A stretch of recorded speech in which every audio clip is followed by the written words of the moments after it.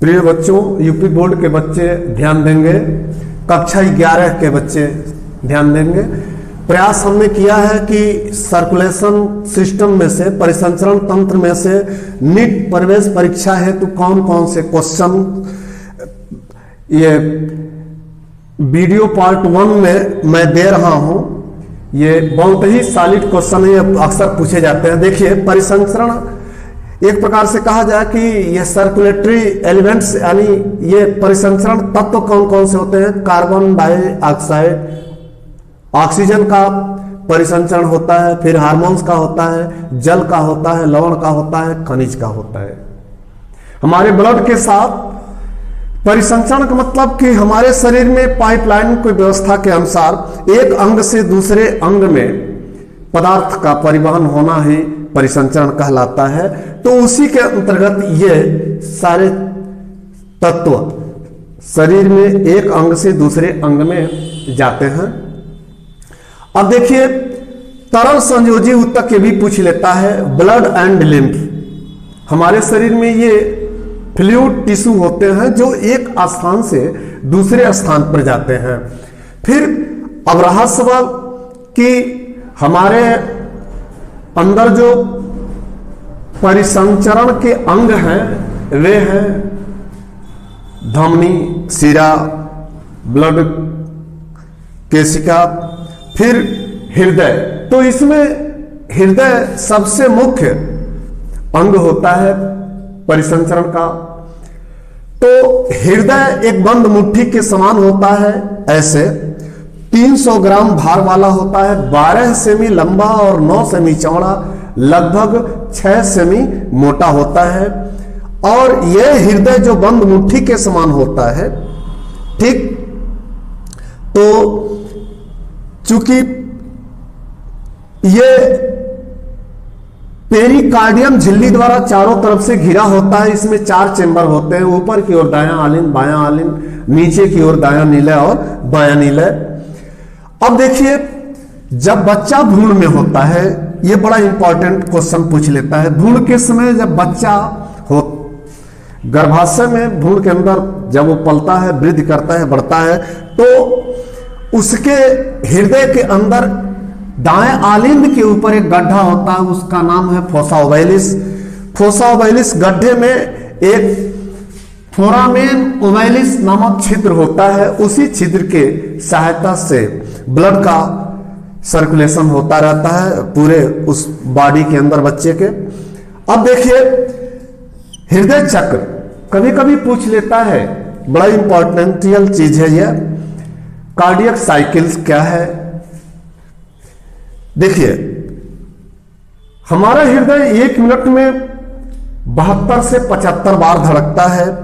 तो इस 75 बार धड़कने की प्रक्रिया को 1 मिनट में 60 सेकंड होता है, इससे भाग दे देते हैं तो एक धड़कन का जो समय लगता है, ठीक 0.8 सेकंड का लगता है। यानी हृदय चक्र किसे कहते हैं, यानी कि हार्ट साइक्लिक टाइमिंग क्या होती है, एक धड़कन से दूसरे धड़कन के बीच लगे समय को हृदय चक्र या हृदय साइक्लिक टाइमिंग कहते हैं।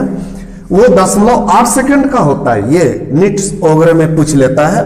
अब देखिए, 1 मिनट में जो बंद मुट्ठी के समान यह हृदय है, यह 1 मिनट में 5 से 6 लीटर, एक स्वस्थ व्यक्ति जो 50 वर्ष आयु वाला है, तो 1 मिनट में यह पंप कर देता है बेटा। अब देखिए, जब 1 मिनट में यह पंप कर देता है तो एक धड़कन में कम से कम ये 666 ml के आसपास ये रुधिर का पंप एक धड़कन में करता है। अब देखिए, इस पूरे जीवन काल में 50 वर्ष वाले व्यक्ति के जीवन काल में 2 अरब बार हृदय की धड़कन होती है और 13 करोड़ लीटर रुधिर पंप कर देता है। अब देखिए, अगर 1 मिनट में हृदय पंप रुधिर करता है तो सबसे टाइमिंग की बात, हमारे शरीर में 1 मिनट में जब रुधिर पंप कर रहा है तो उस समय वह रुधिर हमारे शरीर में कहां कहां 1 मिनट के अंदर जाता है। तो सबसे पहले हम आपको बताता हूं कि शरीर में 10% रुधिर हृदय पंप के बाद पेशियों में जाता है, 15% हमारे मस्तिष्क कपाल गुहा में आता है, 25% हमारे डाइजेस्टिव सिस्टम में प्रसारित होता है, डाइजेस्टिव ऑर्गन्स में आता है, और 20%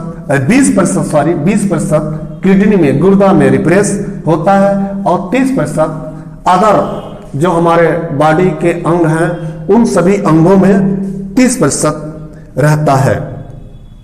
अब हमारे हार्ट की जो ध्वनि होती है उस ध्वनि को हम कैसे सुनते हैं? डॉक्टर स्टेथोस्कोप द्वारा, जिसको आला कहते हैं, उसके माध्यम से ये हृदय की ध्वनि जांचता है, धड़कन को ज्ञात करता है। इसी से हृदय धड़कन से ही हम नाड़ी आदि जान लेते हैं। तो हमारे हृदय में 4 ध्वनियां होती हैं, जिसमें त्रिवलनी और द्विवलनी यानी ट्राइकास्पिड्स और बाइकास्पिड्स जब आवाज करते हैं तो 2 प्रकार की ध्वनि तैयार होती है, आवाज होती है, लब और डब के, यानी त्रिवलनी, डाइकास्पिड और ट्राइकास्पिड। ध्यान दीजिएगा, ट्राइकास्पिड और बाइकास्पिड से लब डब की आवाज होती है। जब भरता है तो लब की आवाज ये, और फिर भरने के बाद से जब पंप होता है तो डब की आवाज होती है। तो इस तरह से लब डब की ध्वनियां होने के बाद तीसरी ध्वनि, ये देखें, ये तीसरी ध्वनि है।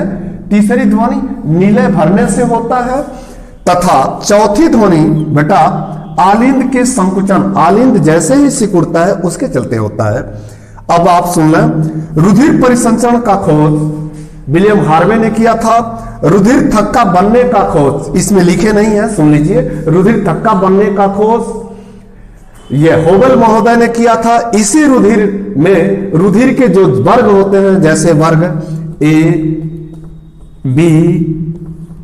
बी और ओ, इसका खोज कार्ल एंड स्टीनर ने किया था। इसमें 2 तरह से प्लाज्मा प्रोटीन देखा था ब्लड ग्रुप में। एक प्लाज्मा प्रोटीन्स देखा था ए बी करके, ए और बी करके एंटीजन के रूप में विषय, यानी ये विष का एक प्रकार से काम करता था, और एंटीबॉडीज कार्ल एंड स्टीनर ने देखा था ए और बी में, ये प्रतिरक्षा और सुरक्षा प्रदान करता था।